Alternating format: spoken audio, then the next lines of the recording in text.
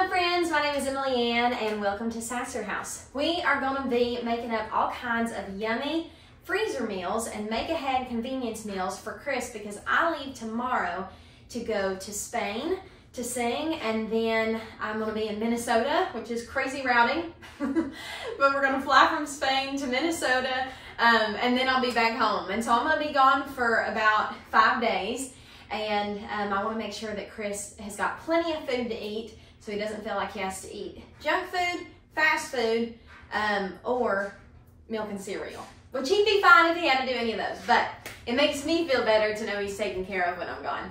So it is 1:30 right now, and I have not had any lunch or breakfast. I have been running around like crazy all day long, packing and trying to get everything ready and doing work stuff and just going like crazy. So I'm gonna make me a quick smoothie, and I'll share that recipe with y'all just in case you're interested. I figured if I'm showing you everything else we're doing today, might as well bring you along for this little lunch that'll get us through while we cook. So I don't do anything too out of the ordinary with my smoothies, but I always like to start with a frozen banana. And sometimes if I just have banana and I don't have any other fruit, or if I just want like a standard good and simple, you know, peanut butter banana smoothie, I'll just do banana. But I really love this combination with bananas and blueberries. Today I have a bunch of strawberries. So I'm gonna put just a couple strawberries in there. And then I do about 8 ounces of milk. That was a little bit much. And then if I've got it on hand, I like to include some yogurt for the probiotics.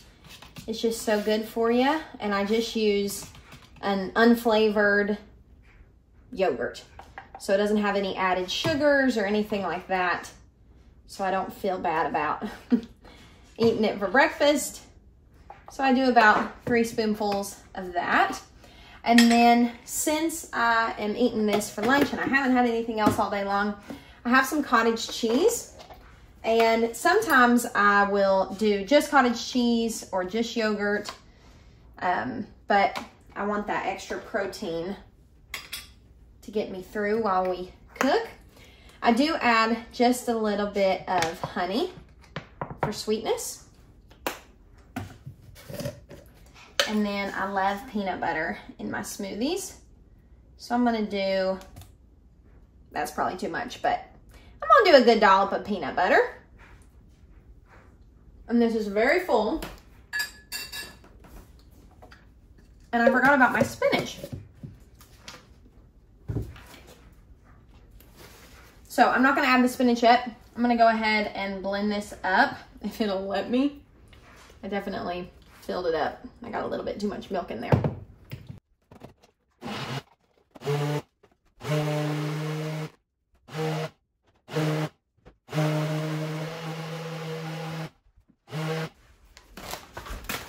This is the prettiest color. So I found my bag of spinach in the freezer, and there's like hardly any left. All right, so I'm gonna add in some frozen spinach, and I'll just buy spinach from the grocery store, and if I have a recipe that I can use it in, we'll use it, and then I will freeze whatever we have left over, because it is a great thing to add to smoothies. And cinnamon, I forgot about that. I love putting cinnamon in my smoothies. It adds so much yummy flavor. Okay, clean up my little mess here. But this is the best way I could get Chris to ever eat spinach, ever in his life. He is not a vegetable guy, but I can do like cocoa powder, raw cocoa powder, which is really good for you, peanut butter, bananas, cinnamon, honey, yogurt, and all that good stuff, and then frozen spinach. And it does make it look kind of green, but you do not taste it at all. It has no flavor.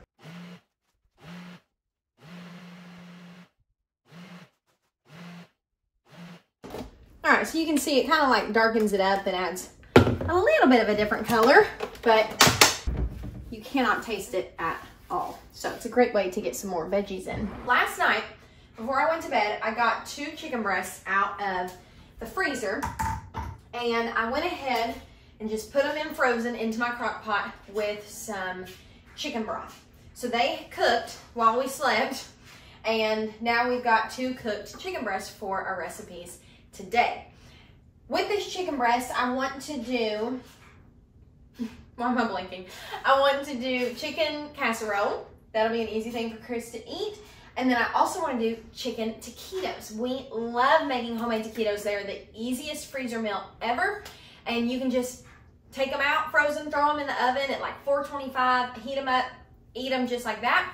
Or one of my favorite ways to use them is to put them in a casserole dish topped with enchilada sauce and cheese, and you've got homemade enchiladas like that. So there's a lot of things you can do with them, and you can change up the filling and just make them however you want to make them. So we're going to use 1 chicken breast for those and 1 chicken breast for the chicken casserole. First thing I want to do is get the chicken breast out of the crock pot. And if you cook chicken from frozen in a crock pot, you can pretty much bet that whatever you do with it, it'll have to be like shredded chicken. It really kind of just falls apart, but that's perfect for a chicken casserole or for taquitos or anything like that. Now what I'm going to do with the chicken broth that we cooked it in, so I'm just going to use this pot, it's not too hot, and I'm going to add some more chicken broth to that. Oh wait, I need to make my roux first, so we can't do it in that pot. Or, yes we can, let me get a bowl. We'll just pour this into another container, and that will have so much yummy flavor from cooking that chicken. And we'll use this pot still. I'm going to turn the eye on, and we're going to make homemade cream of chicken soup. Now this is absolutely not necessary, and I normally don't do it, but I don't have any cream of chicken soup at home, and I have the ingredients that I can make homemade. It's really easy if you have these ingredients on hand to make a homemade cream of chicken soup, and it probably is much better for you because you know exactly what's in it. But we're going to start with melting some butter, which is going to be like our fat for our roux, and then we're going to add some flour to that. Since I'm going to use this in, I'll probably use this in the taquito filling and the chicken casserole, I'm going to go ahead and make kind of a big batch of it.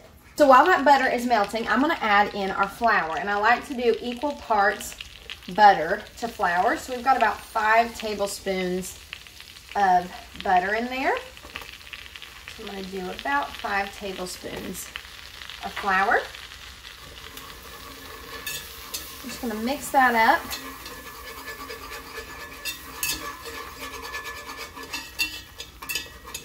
Let that cook down.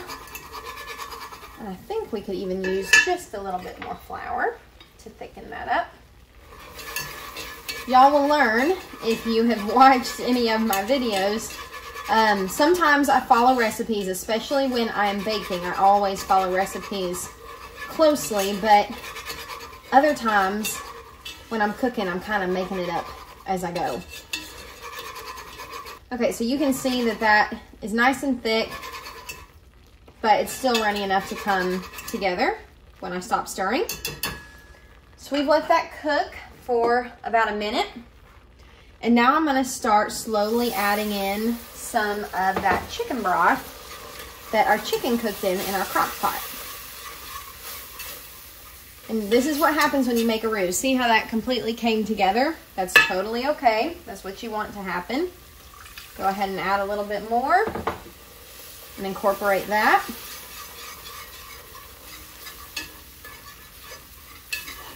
There you go.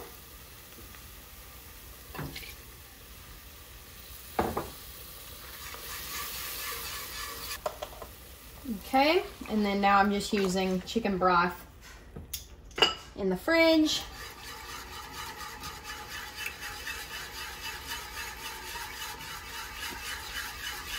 And see, as you keep adding in more liquid, it starts to come together quite a bit more.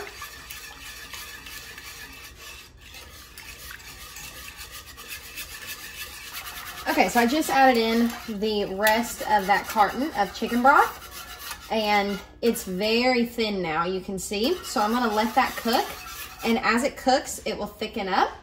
And I don't have any heavy cream, but I do have some milk, and I might have, let me see what I have in the pantry. I was gonna see if I had any evaporated milk, but I don't. So I'm gonna let this cook and thicken up, and then we will just add in a little bit of milk to give kind of that creaminess. But honestly, if you just wanted to do it like this, you could definitely do it like this and it would still be delicious. But we're gonna let this cook and thicken up just a little. We'll add a little bit of our milk, and then we'll get to move on to the rest of our recipe. So while our cream of chicken soup is cooking and thickening up over on the stove, I'm gonna get some bread going. So this is Chris's favorite bread that I make, and it is so simple, y'all. If you have never tried to make homemade bread and you've been intimidated by it, this is the bread to start with, and it will make you feel like a pro. So what we're doing here is, let me use one of these. So we are getting some honey dissolved into some warm water, and I will put this recipe down below. The honey is totally optional, but I like it in our bread. And this is like a rustic bread that you cook in a Dutch oven in the oven, and it is delish. So all you need is 1.5 cups of warm water. We're gonna do 2 teaspoons of yeast. And this is a 1/2 teaspoon measure, so we're gonna get 4 of these in here.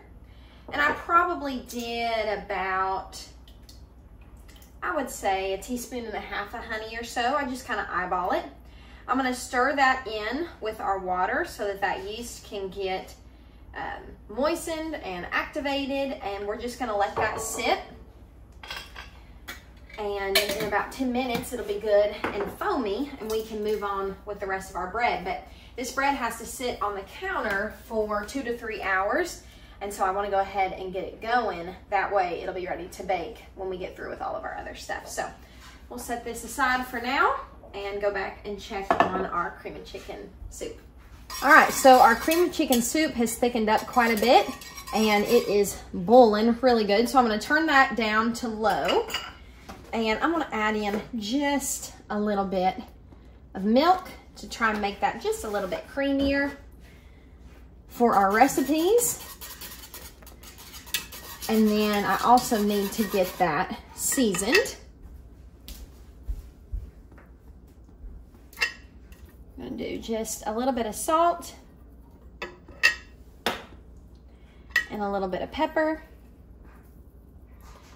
Now, since I'm using this, I'm gonna do just a little bit more salt. Since I'm using this in 2 separate recipes, I don't want to, you know, season it just for the casserole or just as I would for the more Mexican dish, because I want it to be able to work with both. So I've got that on low. That's going to continue to cook and thicken up, and that'll be ready to go for our 2 recipes. Okay, just in the time it took to check on our cream of chicken soup, this is already getting kind of foamy. It needs to sit a little bit longer though. One more dough recipe that I want us to go ahead and get going that we will need our KitchenAid mixer for is our freezer pizza dough. I will put my recipe for this down in the description. I make this all the time. I absolutely love this recipe, and I love how convenient it is to have pizza dough just in the freezer ready to go. So for this recipe, we need 2 cups of warm water. So I'm just gonna get some water in the microwave to heat up. For this recipe, we are gonna be making a freezer pizza dough. And I absolutely love this recipe because it is so convenient to have on hand. So I have got 2 cups of warm water and a tablespoon of sugar into that water. And now I need 2.5 teaspoons of yeast.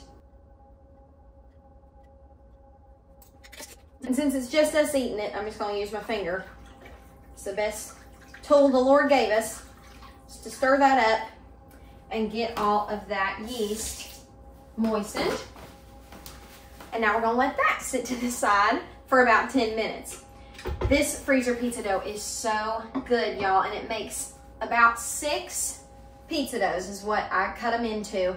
And really, one dough could feed 2 people. but when Chris and I make pizzas, we usually go ahead and make 2, and he can put whatever toppings he wants on his, I can put whatever toppings I want on mine, and then if we have leftovers, we have it in the fridge for the next day. But you could definitely have 2 people eat with just 1 pizza dough. So what I'm gonna do is I'm gonna turn this dough into pizza pockets, kind of like Hot Pockets, and stuff them with pepperoni. We have some leftover brisket, and I'm gonna do a brisket one for Chris. So I'm basically just making like a homemade Hot Pocket. And I love doing stuff like this because it's so convenient to have in the freezer, and he can just throw them in the oven, but I also know everything that's in there, and it's not filled with all kinds of awful preservatives and stuff like that. So this is a great recipe to have on hand if you like making homemade stuff like that, or if you just want some pizza dough in the freezer. It's really easy to thaw. All I do is I know we're gonna make pizza the next day, I'll just pull one of the doughs out and put it into the fridge. It'll thaw overnight, or if you put them in the morning and you wanna cook them that evening, it'll be thawed by that evening. So they thaw super easy, and they're just really convenient to have. Okay, and I know we're jumping all over the place, but I wanted to get some of these doughs sitting and ready and proofing while we do all of our other stuff. So right here, I am making a little cornstarch slurry with 1 tablespoon of cornstarch and 1/8 of a cup of cold water. Because my cream chicken soup, I think I added too much chicken broth. It's not thickening up the way that it does. So that's a good lesson to learn, is to add slowly, because if it gets too runny, then you can't really do much to thicken it up. So I'm gonna add this little cornstarch slurry in and see if that helps it thicken up better.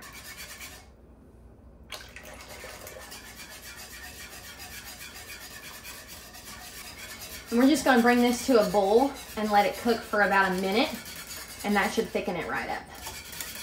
Okay, back to our rustic bread. We've got a good little bit of foam and bubbles coming up on the top of our yeast. So that is good. So now we need to measure out 3 cups of flour. And this is a 1/2 cup. So I'll need 6 of these.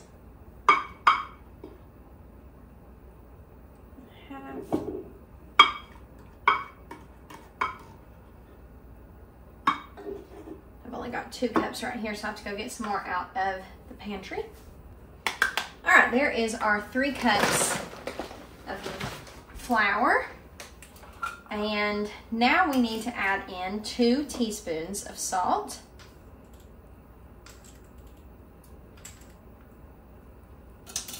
And I'm gonna show y'all just how easy this bread is. You don't have to knead it or anything. So we're just gonna use our little spoon to stir our flour with our water, yeast, and honey mixture. Another thing I love about this recipe is you don't get your counters that dirty, you don't get your hands dirty. You just kind of mix it all up. Now, a lot of that flour is going to get absorbed. So right now it seems a little bit dry, but I do prefer this to be a little bit sloppier. And sometimes I never have to add any more water, and then sometimes I do. So I'm gonna add just a little bit more warm water. So I added in just a little bit more water. I'm gonna stir that in, make sure it hydrates everything, and that is the consistency you're looking for. You don't want this to be wet like cake batter or like pancake batter, but you don't want it to be like a dry, nicely shaped, smooth dough ball. You want it to be a little bit shaggy and pretty sticky, and so that right there looks just about perfect. And that is all we have to do for our rustic bread. So I'm gonna cover this with some plastic wrap, set it aside, and in about 2 to 3 hours, we'll get it in the oven to bake. Now back to our pizza dough. We're gonna get the rest of our ingredients added in here. This calls for, that splashed right up in my face. This calls for 2 tablespoons of olive oil, but I don't have any olive oil, and I didn't realize that until just now. Let me wipe that off my face. That's crazy. That's never happened before. Okay, so I'm just going to use grapeseed oil, which is what I normally use for cooking. But if you got olive oil, use your olive oil. Okay, so we have our yeast, our water, our olive oil, our sugar, And we need to add salt and flour. We need 1 teaspoon of salt. I'm gonna go ahead and let that stir up a little bit.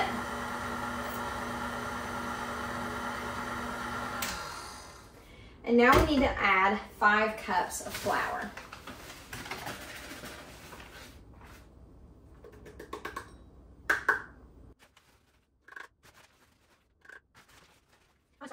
And I'm gonna let that incorporate before I add any more.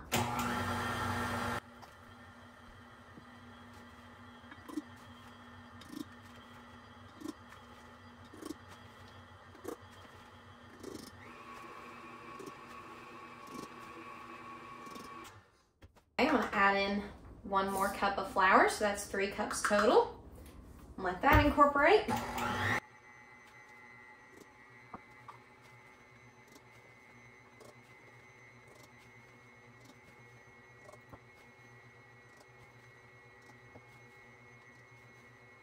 I'm gonna do 4.5 cups. Let that go, and then I will slowly add in the last half cup, depending on if we need it. What I've learned with bread baking, any type of dough making, is you can always add more flour later on, but you can't really take it away after you've added it. So I'm gonna start here and let this come together, and then we'll add in that last half cup if we need it. So as you can see right here, the dough is pulling away from the sides of the bowl, but I can't tell if you can tell, but down at the bottom, it's still sticking on the bottom. But I don't think we need a whole half cup more of flour. I'm gonna do about 1/4 cup and start there, because you want this to completely come away from the sides of the bowl.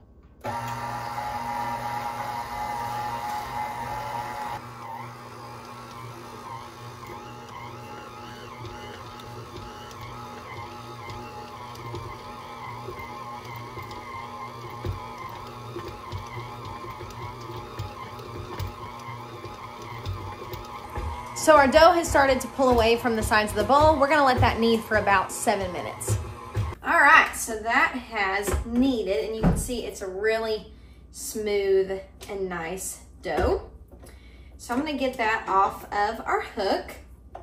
And some people like to transfer this into a separate bowl, but I like to do as few dishes as humanly possible. So I would be using olive oil if I had it, but I don't. I'm gonna put just a little bit of oil into this bowl and kind of pat that oil up on all sides of our dough and make sure all of the dough is coated in the oil.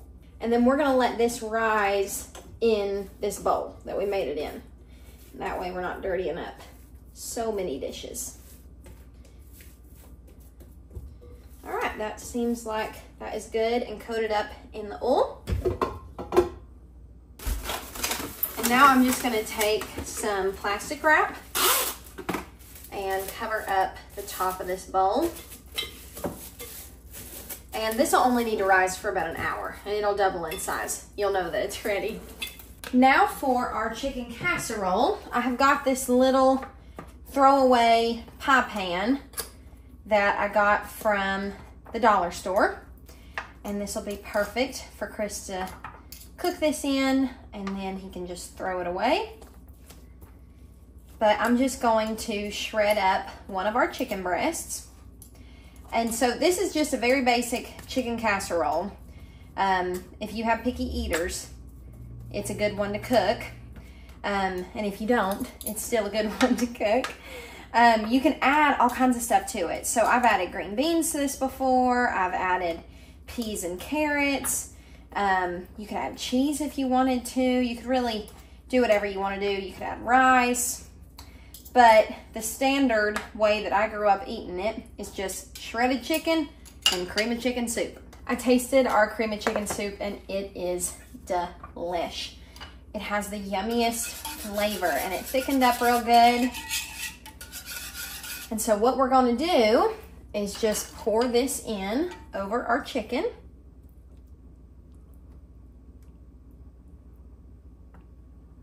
It's probably plenty.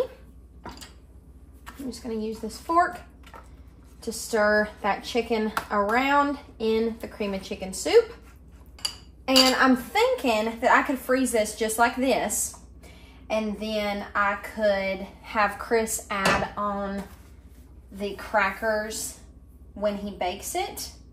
And I'm thinking that might be the smart thing to do because I don't want these crackers to get soggy. So all you do to finish out chicken casserole is take a sleeve of Ritz Crackers, crumble them up on top, bake it in the oven till it's good and bubbly, and that's it. It's very simple.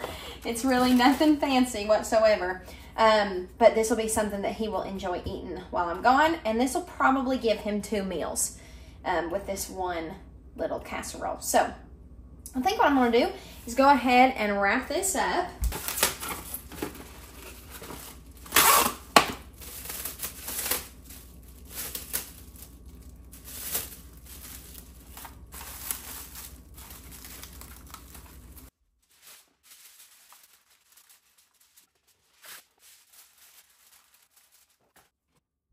Can't find my Sharpie, so I'm just gonna make a homemade label and write chicken casserole, unwrap, plus add crushed Ritz Crackers. Bake at 350.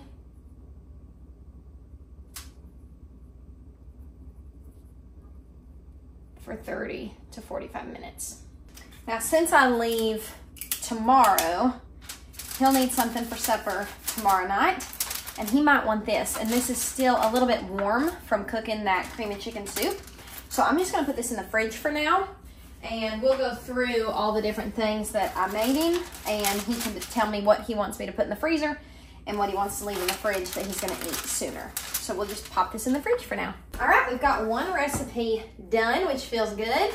And now we're gonna start our chicken taquitos. And I wasn't planning on doing this, but I think I'm gonna go ahead and make a pan of enchiladas for him because I think that he will love them. That's one of his favorite meals, and they'll just be ready to go.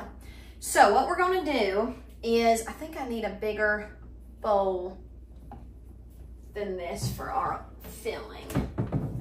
Let me get us a bigger bowl. That one's probably big enough. So I've got our other chicken breast right here. And put that up. I am going to shred this up just like I did the last one.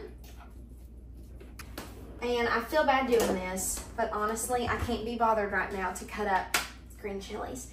We have got all kinds of peppers out of our garden, but I've been holding on to this can of diced green chilies from the store, and I'm just gonna use it. So I'm gonna add about half of our can to our filling mixture, and then I'm gonna add the rest of it to our topping, but I'm not gonna do that quite yet. So I'm going to do some of that cream of chicken soup in our filling mixture. And then I like to add a can of corn. It bulks it up. It makes your filling go further and adds kind of a sweet little crunch to whatever it is you're making. But you could add beans, corn. You can add whatever you want to these taquitos, or just keep them plain chicken and cheese. So we got a whole can of corn in there. And now we're gonna add in some of our cream of chicken soup.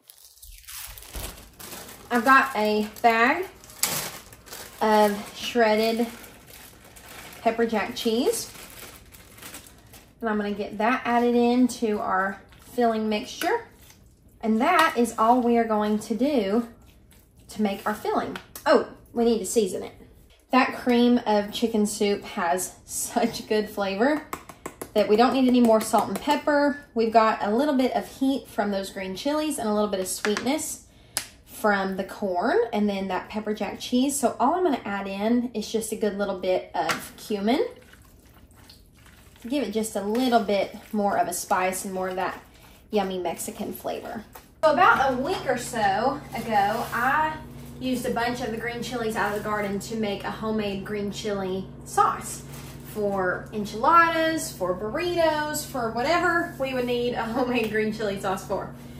So I want to put those to good use since I'm going to go ahead and do a pan of enchiladas for Chris. I'm defrosting one of my containers of that green chili sauce in the microwave, and I'm going to add that to our cream of chicken soup, and we'll use that as our topping and then top it with cheese, and we'll have probably, it should be at least 3 days worth of meals for Chris. Or maybe he'll hold on to this, and when I fly home we'll eat this that night so I don't have to cook. A couple weeks ago, Chris and I made a huge batch of homemade tortillas. I had them in the freezer, and I pulled them out into the refrigerator last night before I went to bed, and they are still just absolutely perfect. I do love the taste of homemade tortillas, but I don't love the process. It's a little bit tedious. But since we had those, I thought that we'd put those to good use for this. I hear the microwave, let me grab that. And since we're gonna use the green chili sauce in the sauce for the topping, I'm gonna go ahead and add the rest of that can of diced green chilies into our filling mixture, because we'll have plenty of green chilies in our sauce. Okay, so we have the rest of our cream of chicken soup right here, and I've been thawing this green chili sauce. So I'm just going to add that in. I didn't get it completely thawed, but it'll thaw when it bakes. And it might end up right back in the freezer here in just a little bit. So the first thing we want to do here is get just a little bit of our sauce in the bottom of our dish, and that is going to prevent anything from sticking to the bottom of the pan whenever he cooks his enchiladas. All right, so we've got that in the bottom, and now we just have to fill our tortilla shells. The only downside with homemade tortillas for Chris and I is that I have not figured out how to get them a normal round shape, as you can tell. So they're usually a funny little shape, and sometimes they're quite a bit smaller, like this one is, than tortillas that you would buy at the grocery store. But they all cook up the same, and they taste good. So they might not be the prettiest, but they still taste good. If I was making a pan of enchiladas for guests, I would definitely probably use store-bought, because they'd all be a uniform size and shape, and they would look a lot nicer. But for just us, this tastes great, and we don't care what it looks like as long as it tastes good.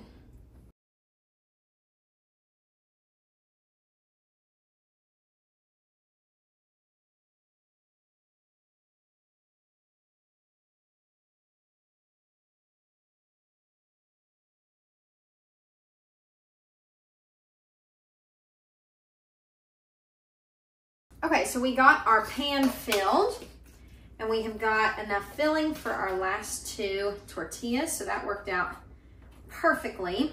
And I hope you can see how far you can make this stretch. Now, I know some of these tortillas were pretty small, but we got 1, 2, 3, 4, 5, 6, 7, 8, 9, 10 taquitos in our enchilada dish, and then we're gonna get 2 more, so we got 12 total. And we only used 1 chicken breast.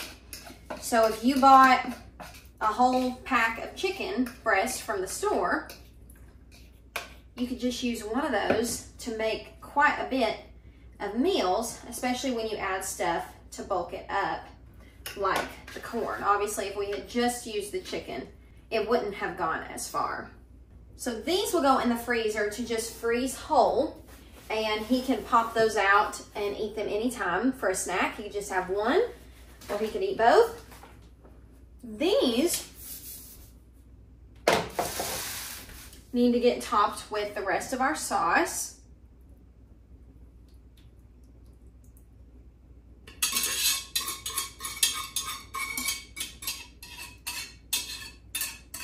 just going to spread that sauce around to make sure it's covering all of our tortilla shells. And then the last thing we need to do is top this with some cheese, but I don't have any grated, so I need to grate up some cheese. But that will be another dish done.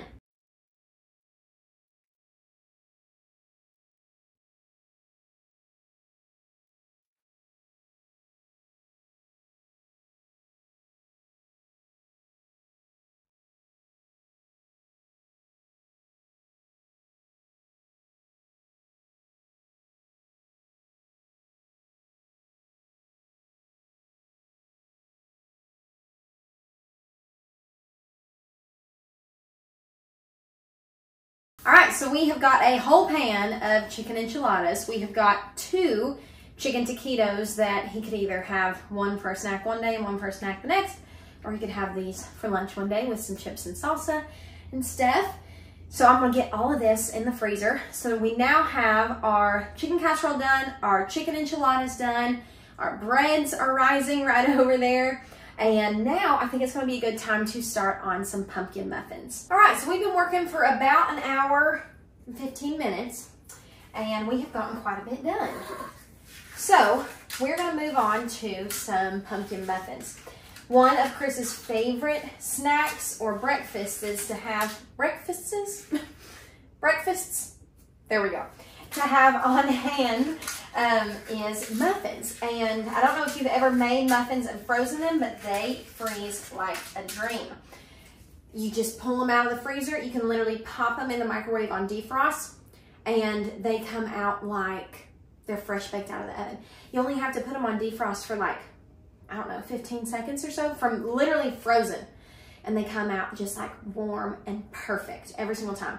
Sometimes Chris likes his really cold though, still. So he'll just set them out on the counter and leave them out for like 10 to 20 minutes. And they'll thaw and they'll still be like a little bit frozen, but he likes it that way. Different strokes for different folks, you know. I like a warm muffin right out of the oven. So either way, you can make them however you want them. Your family wants them however. But I have never made this pumpkin muffin recipe, but it has tons of great reviews, and I have got some homemade pumpkin puree right here, and it is so smooth and beautiful. If you missed our pumpkin harvest, I'll link that video up above, and then in another video, we did a bunch of preservation with some stuff from the garden that needed to be taken care of, and 2 of the little preservation projects were pumpkins that we grew from our own little backyard garden, which is crazy. I feel like tomatoes and cucumbers and stuff like that, it's normal, but pumpkins feels kind of hoopty-doopty. So we were really excited about that, and I cannot wait to turn these into some yummy muffins. All right, so our recipe calls for us to do the dry ingredients and the wet ingredients separately and then combine them. I like to keep a minimal amount of dishes in the dishwasher, okay?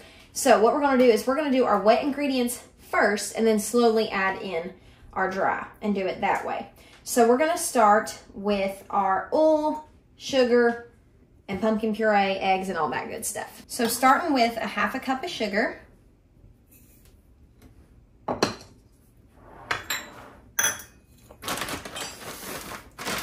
And then 1/3 cup of brown sugar. And then we need a 1/2 cup of oil.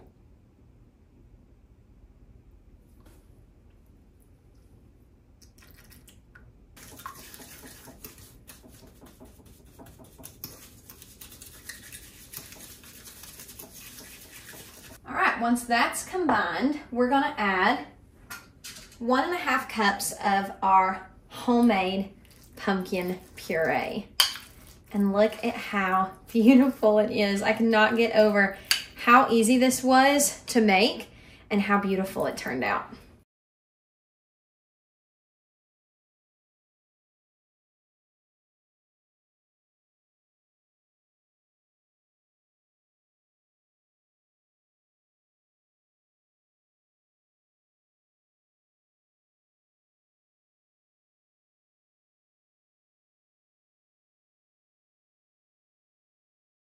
Now we need 2 eggs, and this is really special because these are our farm eggs.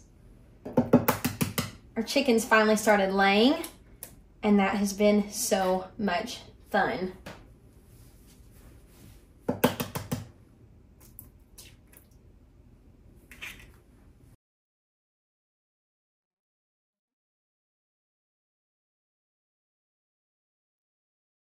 And the last thing we need for our dry ingredients is a 1/4 cup of milk. I mean our wet ingredients. I'm losing my marbles, y'all. For our wet ingredients. Now we need 1 3/4 cup of flour, and the recipe specifically said spooned and leveled.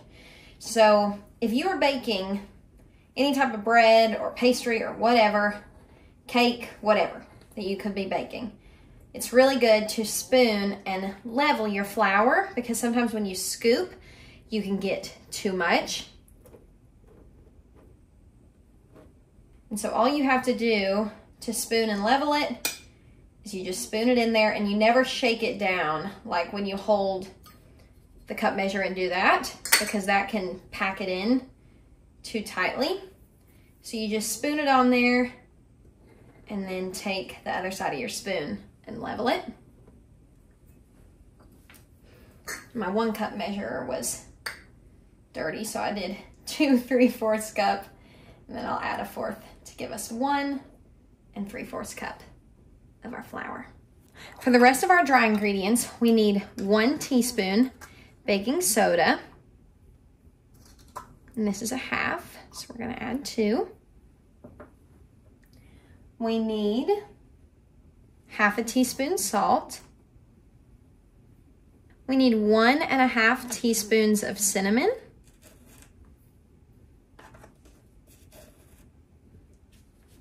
As well as 1 1/2 teaspoons pumpkin pie spice.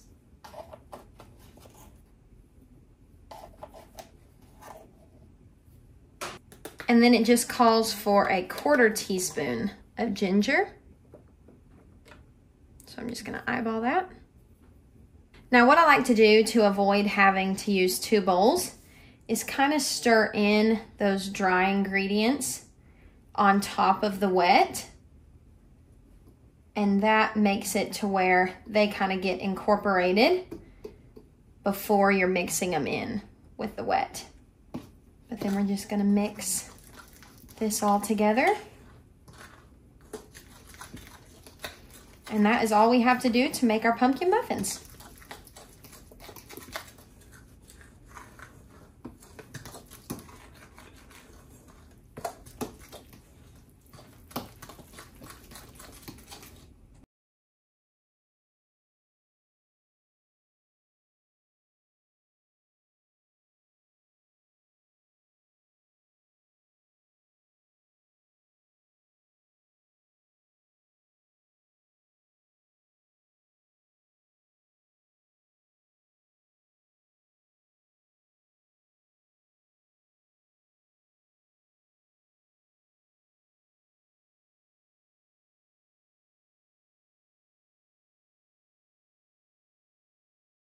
So we have these little dark chocolate bars, and I thought it would be fun just for some of these to put a couple little pieces of dark chocolate for an added little treat.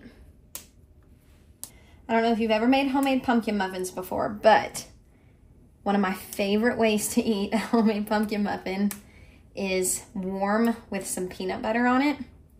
It makes the most delicious snack or treat, dessert, breakfast, whatever you want to call it. It's yummy. All right, those are ready to bake.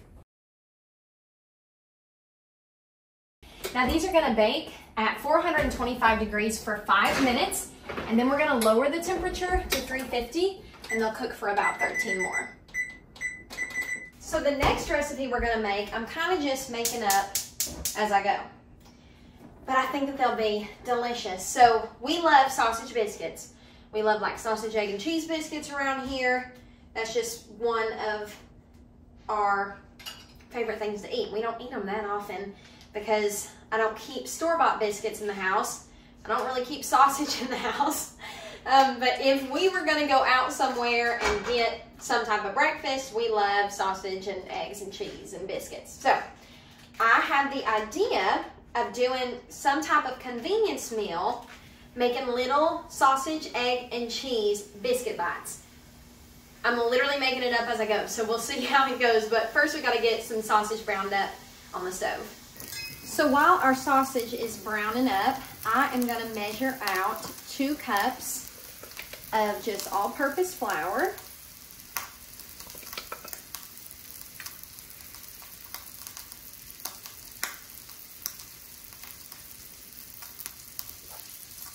And then to that, I'm gonna add 1/2 teaspoon of salt and then 3 teaspoons of baking powder. And this is my go-to biscuit recipe that I'm sharing with you right now. And I absolutely am so glad that I found this recipe, because I used to try to make biscuits all the time and I could never find a recipe that I liked that gave that soft, kind of pillowy, fluffy biscuit. I don't like a crumbly biscuit. I want it to be soft and have lots of layers. And all the recipes that I found were so high maintenance with like cutting the butter into the flour. This one is so much easier. If you have self-rising flour at home or want to make this easier, just do 2 cups self-rising flour. If you don't, do 2 cups normal flour, 1/2 teaspoon of salt like we did, and 3 teaspoons of baking powder, and it'll work just the same. Now, this is where this recipe gets kind of crazy. It just calls for a handful of Crisco. So I would say about that much is a handful.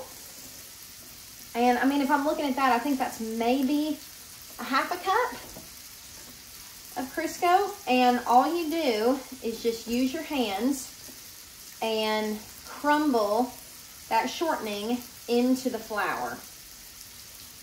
And this only takes about a minute, if that. I just kind of go through it. I'm just kind of rubbing my thumb and breaking up that shortening into the flour. There's really no technique about it. And you just want it to look crumbly.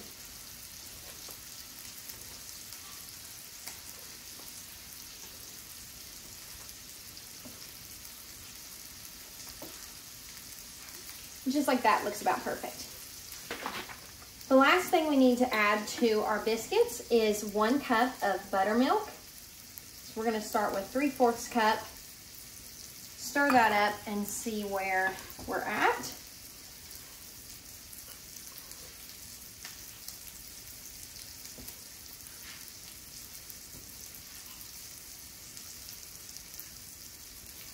And we'll definitely need the rest of it. I'm just going to eyeball that 1/4 cup.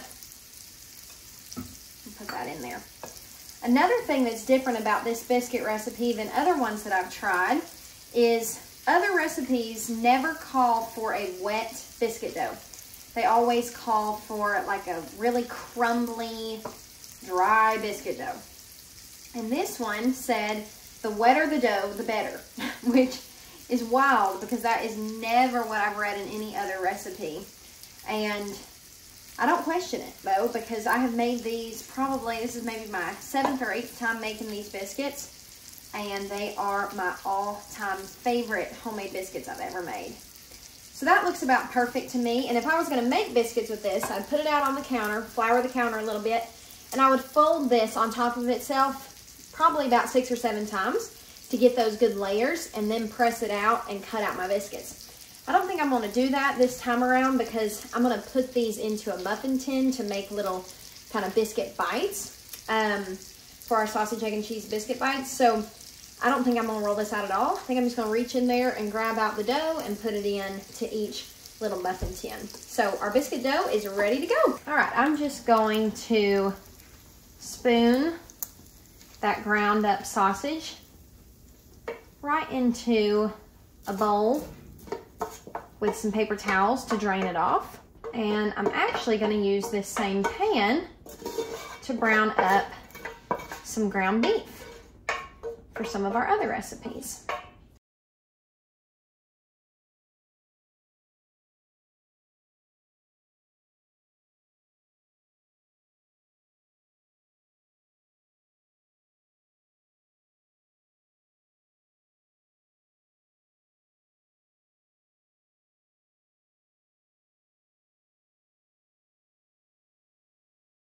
All right, it looks like our pumpkin muffins are perfect. They are done. We can pull those out of the oven. All right, I've got the oven preheated back up to 425 degrees.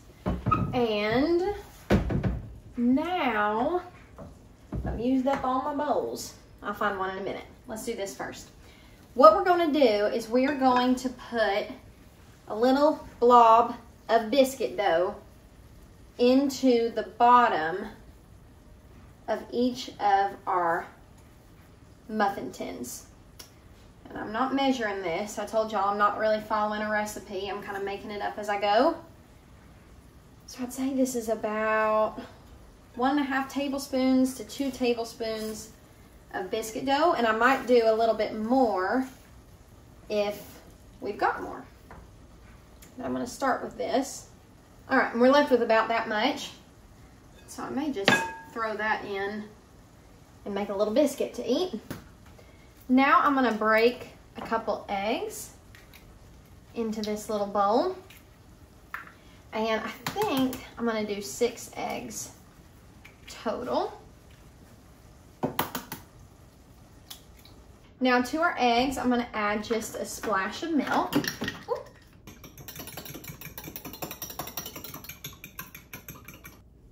I'm going to add a little bit of salt to this and some pepper.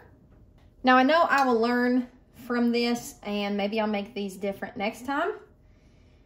But for now, I'm just going to do about a spoonful of sausage in each little muffin tin.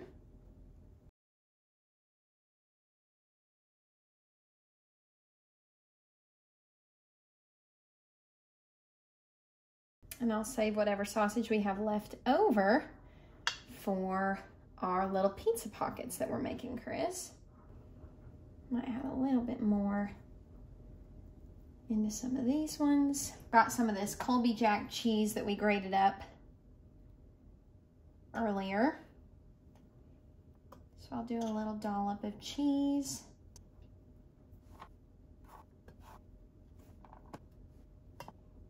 I might regret that. I might have needed to do that last, but I think it should all still bake up just fine. All right. And now I'm going to go in and just pour my egg over top of these to kind of bake all around it, and that should make it kind of like a little mini breakfast casserole, but it's like a personal size, which is going to be incredible. If this turns out yummy, it's going to be a little bit life-changing, because this would be so easy just to have on hand in the freezer. Now, we are out of eggs, so I need to crack, I might do 2 more eggs to get us through. All right, I know they look kind of crazy, but I'm gonna go ahead and pop them in the oven and we'll see what happens.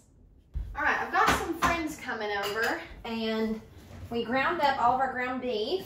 And so that is gonna be good to have done. I'm gonna put a lid on it and just kind of get it to the side. I've got our cheese shredded up over here for some of our pizza pockets, and our pizza dough has risen beautifully.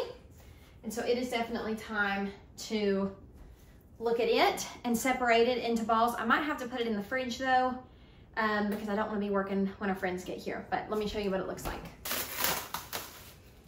So you can see it rose up absolutely beautifully. It looks so good. It's nice and jiggly. And so we'll at least go ahead and get this separated out, and then I can stuff them after our friends leave.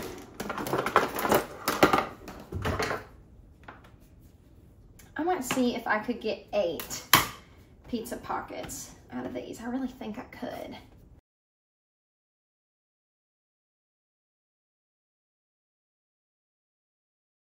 Let's see, as I pull it out, you can see how this dough just pulls out like a dream.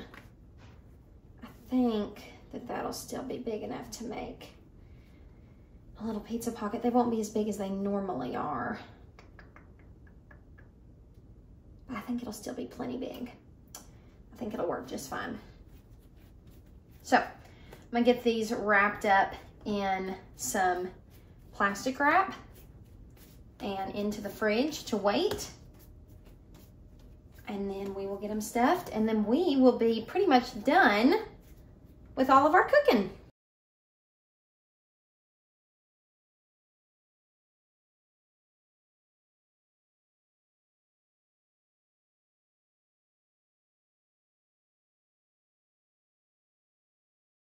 Okay, so our biscuit bites just came out of the oven a little bit ago. Our sweet little friends have been here. I don't know why I put these on. I guess I'm used to doing that with a muffin tin.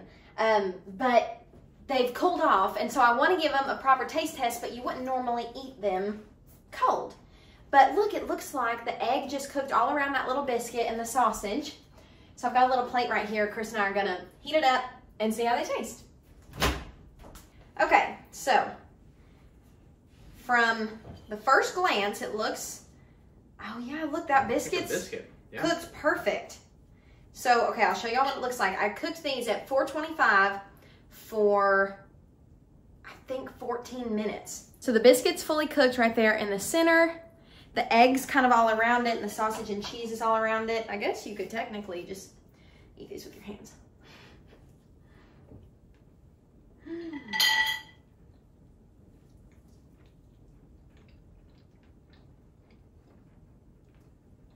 That's really good for like a breakfast on the go. Yeah. Mmm.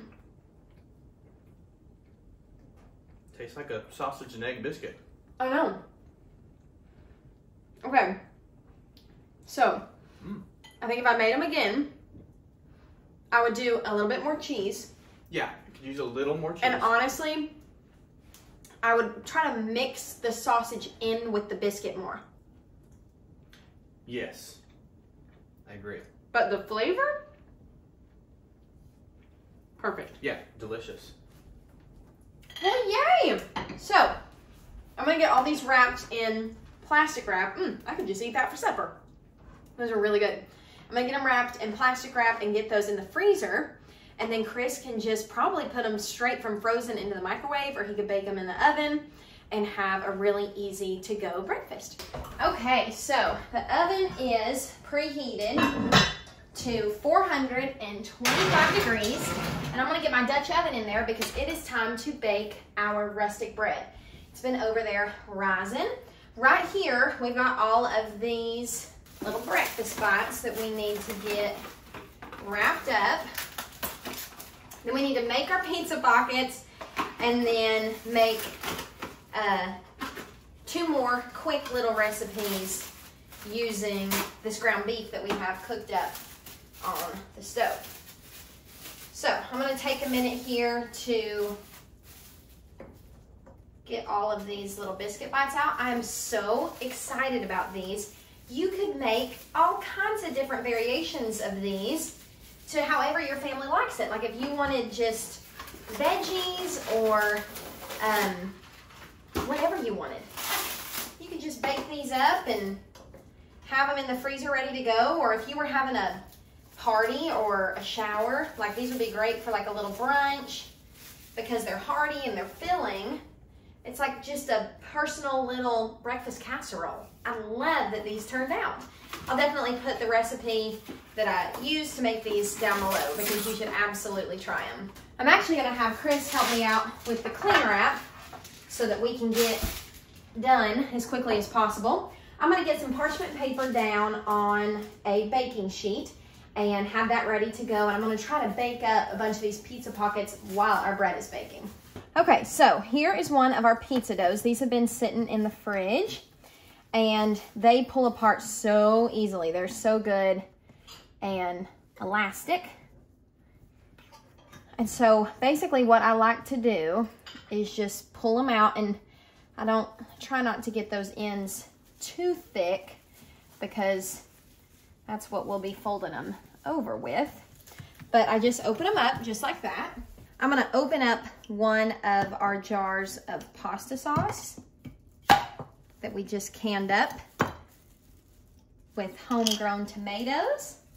I love being able to cook with stuff that we've grown or gotten from farmers markets. It just, I don't know, it makes it fun for me.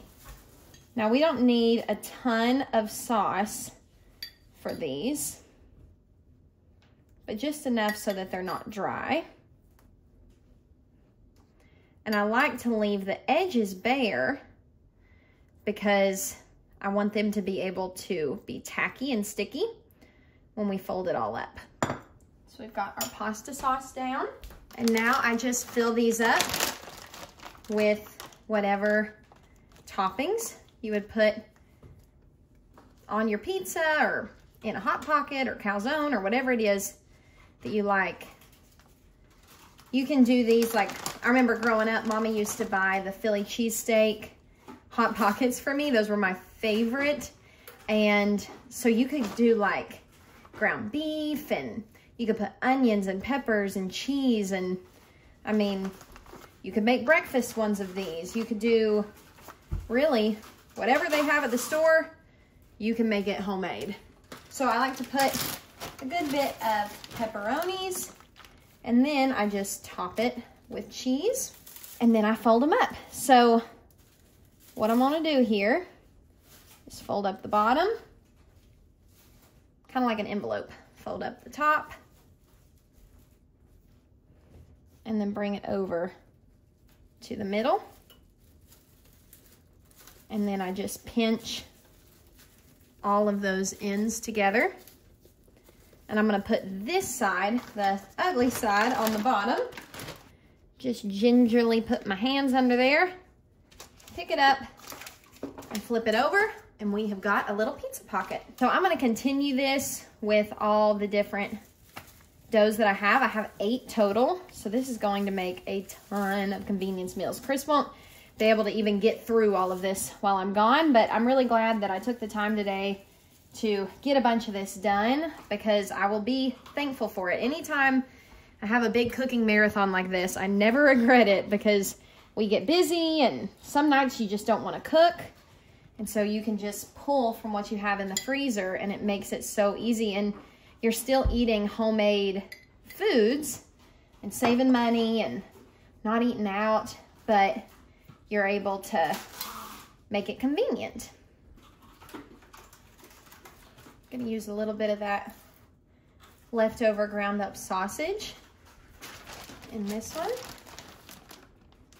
and then top with cheese.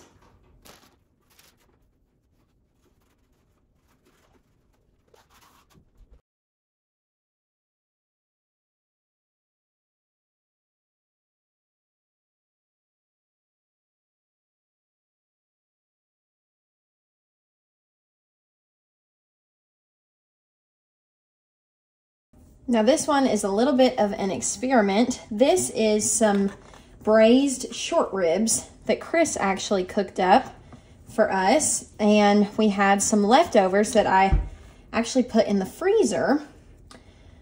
And so I thought that I could use that as the filling of one of these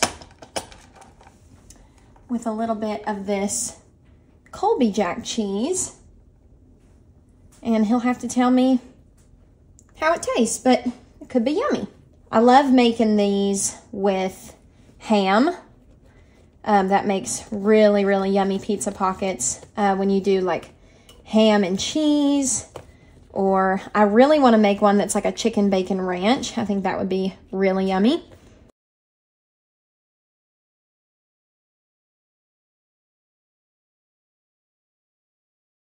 Okay, so I want to make sure that I am able to differentiate what is what, and also Chris will be able to know what is what when he's pulling these out of the freezer, in case he's craving Italian over the short rib and cheese. I think I'm just gonna freeze those other pizza doughs that we have, because he is gonna have plenty to eat, and then when I get home next week, I can even make homemade pizzas one night if we want to. Plus I'm running out of mozzarella cheese, and I want to make sure that I have the stuff to make them right if we're going to make them. So these bottom 3 are our kind of pizza. We've got a sausage, a pepperoni and sausage. So those will be good. And what I'm doing right now is I'm brushing these with just one beaten egg.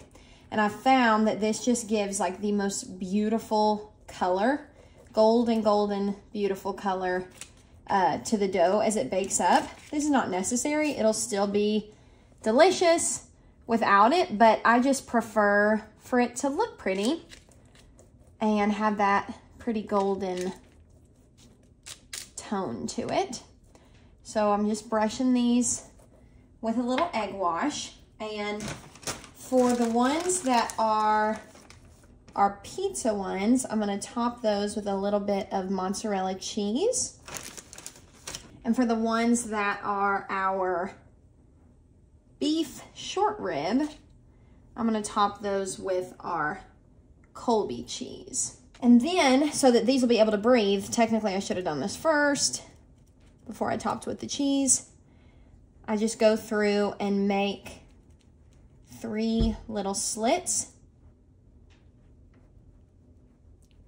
right in the tops of the dough. And that just makes it to where they don't explode and they can breathe in the oven. Sorry y'all, my phone died, so I topped these with some cheese, put the little slits in them, and then topped the Italian ones with mozzarella and these with our Colby so that he can know the difference. I'm gonna get these into the oven, and these will bake anywhere from, I need to actually time it so I can tell you. They're at 425 and they'll bake anywhere from, I'm gonna put 16 minutes on the timer right now. I think that'll probably be plenty. Okay, and now we need to get our well, I guess I won't do it yet. What I was gonna say was we needed to get our cast iron out of the oven to put our rustic bread in, but I'm gonna go ahead and get the bread ready to go because I want that cast iron good and hot. It's been in there for about 20 minutes. You wanna get your Dutch oven hot, and that's what helps this bread rise. So you can see this gets really bubbly and jiggly. It's just been sitting out proofing, and we need some parchment paper. I'm sorry, my kitchen has gotten messier and messier as the day's gone on.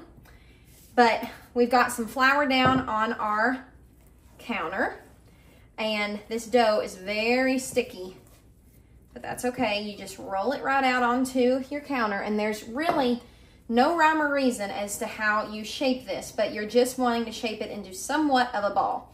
So I just pull in each side until it's somewhat shaped like a ball, like that. Then I take my parchment paper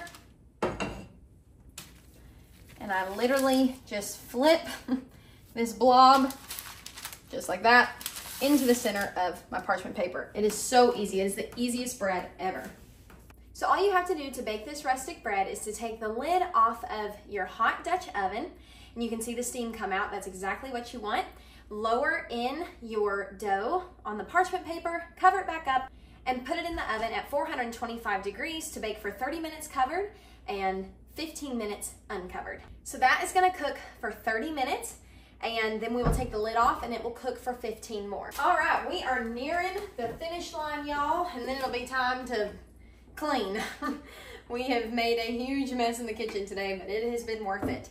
All right, so in this pot, I'm going to make, we cooked up 2 pounds of ground beef, and I'm gonna use half of that to make spaghetti, and I'm gonna use the other half to make taco soup. I have some onions that I pre-chopped that have been in the freezer, so I've got those added in, and I'm gonna add some garlic in. I love making soup because you can really throw whatever you have in, and it turns out great, and it goes a long way. It's just a win-win. So I'm gonna go ahead and separate half of this ground beef. That way we can get 2 things going at once.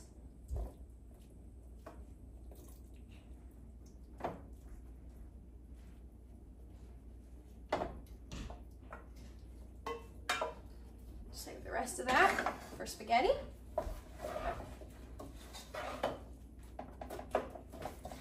And I'm gonna let those onions cook up right here and over in our other pot, I'm gonna add in the rest of our pasta sauce that we opened. That could not have worked out more perfect. Let's see if we need to add anything else to this. But I think that is going to be a perfect, delicious, rich spaghetti sauce. I'm gonna add a little bit of garlic in that one too. And then back here, I'm gonna get some noodles boiling, or at least some water boiling for our noodles. I really love to add beans to taco soup, but I don't have any, so I'm gonna go ahead and add some seasonings in. I'm gonna add about a half of a ranch packet. And then we don't have any taco seasoning either, so we can eyeball all of this. We need to add a little bit of cumin, a little bit of chili powder, a little bit of salt, and we definitely need some pepper in there too. We have a ton of peppers coming out of our garden, but like I said, I can't really be bothered right now to get those out, but thankfully I have diced up some peppers and those are in our freezer, and I just remembered that those would be so good to add into this, so I'm gonna go grab some real quick. So here are some of the chopped green chilies that we actually put up together just a couple weeks ago, and they are already coming in handy. Garden season's not even over yet, and I'm already breaking into my freezer stash. But I'm just gonna put these in here right from frozen and let those thaw and cook in with everything else before we add the rest of our ingredients. Obviously, if you don't have like jalapenos or chilies or anything like that that you wanted to chop up and add in, you could always add just a can of diced green chilies, or you could do rotel. I really love this fire roasted salsa style diced tomatoes in soups, and so I'm using that. But if I didn't have that on hand, I would use rotel or chop up peppers or something like that. All right, those peppers are all cooked in. So now I'm gonna add in some beef broth. I don't know if we'll need all of this. I'm gonna reserve a little bit of it just in case we don't need it when we add everything else. I'm gonna add in my salsa style tomatoes. And then we're gonna add in a can of corn. All right, I drained that corn off. Get that added in there. And like I said, usually I would add beans to this, but I do not have any beans in my house except dried beans. And now is not the time to rehydrate dried beans. So that is gonna be our taco soup, friends. And I think, oh, let's check our pizza pockets. Let's see here. Ooh, those are looking good. They definitely could go just a smidgen longer. So let's see, so they've been in the oven for, I think, 19 minutes. It's been 16 minutes for the bread. Let's go ahead and do a timer of 14 minutes because that's how long the bread needs to be in there. I don't want to get confused, and I'll just check them as I go. But I think I'm gonna do to this soup, well, I can't decide. I make a chicken soup that has cheese stirred into it and melted in. But I think Chris would rather top his with cheese in the long run. So I think I'm actually just gonna let this cool and we will get this into the freezer. I also have some cornbread in the freezer that he could crumble up in there. That would be delicious. So I'm gonna make sure he knows about that. So we have taco soup done. All right, friends, this is all we accomplished today, and it feels so good to finally be wrapped up in the kitchen and know that we have got some food that is ready to go for our busy nights or for Chris while I am gone. So we made 7 things total, but it will be many more meals than just 7. We have our pizza pockets, and those turned out beautiful.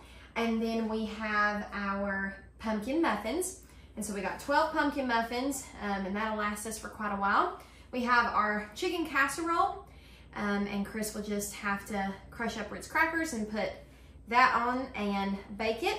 We have got these delicious little biscuit bites. I will absolutely be making these again. I cannot wait to get to dig into these if they're not already gone by the time I get home. They're so yummy. I could have eaten these for supper.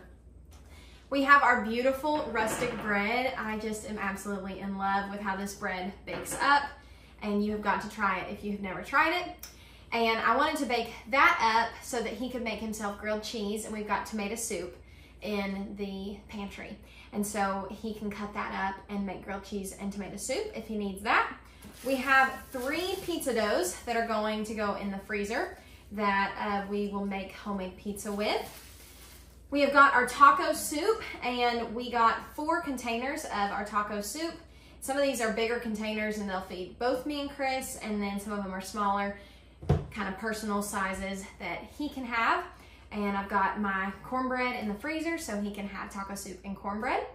Right here we have our full pan of chicken enchiladas. That is ready to go. We have our 2 little frozen chicken taquitos over here for a snack. And behind me, we have our 8th meal, I forgot to include, our spaghetti. And so Chris and I decided we wanted spaghetti tonight for supper, but I know that there will be leftovers, so he'll probably be eating that for lunch tomorrow and then start digging into some of these ready-made meals. I hope this video inspired you to get in your kitchen and get creative with what you got and cook up a bunch of yummy stuff for you or your family. And I promise you that even though it seems overwhelming and a lot of cooking in the moment and lots of dishes in the moment, it makes for a really easy couple of weeks when you make food ahead like this. It means less dishes to do for a long time. It means less time in the kitchen for a long time. And so I love being able to do this on the days where I have time to batch cook because it saves me so much time on other days. As always, I will put the recipes below, and if you like this video, please consider subscribing. We've got all kinds of gardening, home renovations, cooking, DIY videos coming your way. We post 3 times a week, and we would love for you to spend some of your time with us here on YouTube. We love y'all so much, and we will see you on the next one. Bye, y'all.